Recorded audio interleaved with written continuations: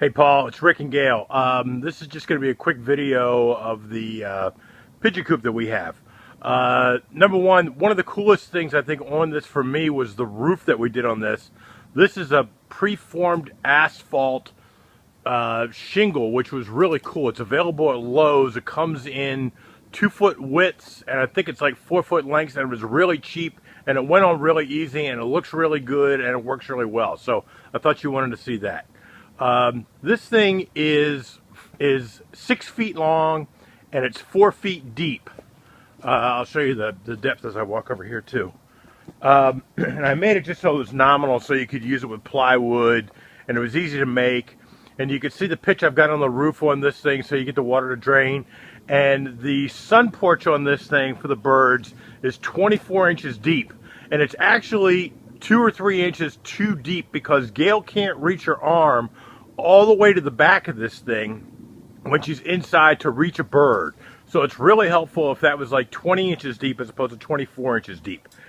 I put this thing, I actually built a floor on this thing. I put it on the piers, the little piers, so it's up actually off the ground, but I actually built a foundation, so it's on a plywood form on the inside, and it's watertight. It's watertight-ish. I mean, I got one wet spot on the inside. I can't figure out where it's coming from.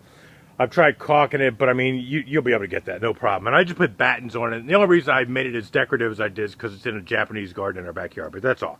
But come on, let's go on the inside. I'll show you the inside real quick. Door on the end.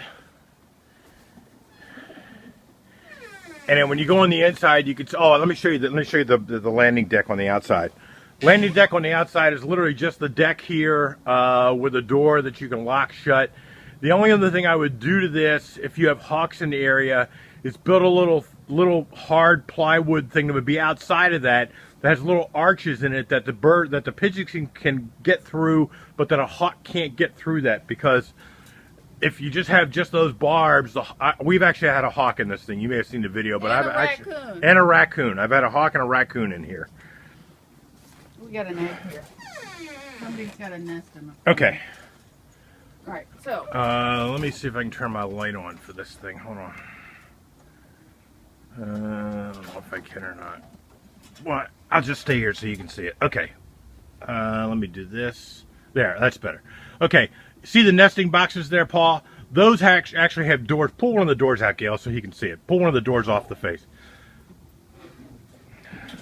You got a door that actually just then goes into place. Like that. I've just got Velcro on the back of it that the door can just sit on the front, so you can keep the hens in if you wanted to. But I made them so you could pull them out and just store them right above the nesting box, okay? And I made all my perches, just put on a little piece of ply, I just put them a little 2x4 that I nailed on the back wall, and the perches work great.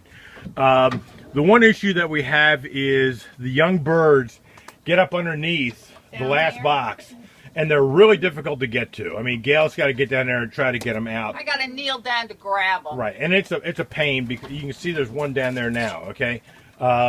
So what we would do is, if we were building this over again, is we would keep the nesting boxes up high and not have any below. And you probably don't need more than 3 nesting boxes or 2 nesting boxes for what you're going to do anyway.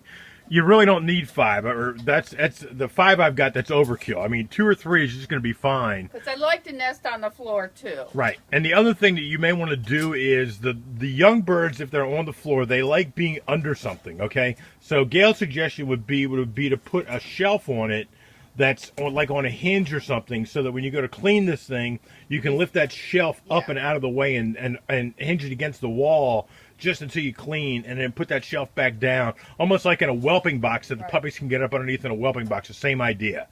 Right.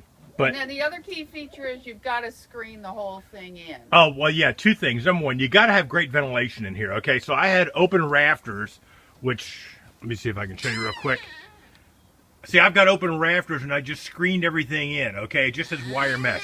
But you got to make sure you screen everything really well, and I used just 1/2-inch mesh because it took me snake skin in. So it took me a bit to proof it for snakes, but I got it now, so no more snakes can get in. But you want to have good ventilation, and you want to be able to reach every crevice in there. So make it make it so you can reach every part of that So thing this to is catch tough birds. for me because it needs to be about 4 inches shorter because the birds can get up here and I can't get to them. But they like to sit on, they're not perching birds.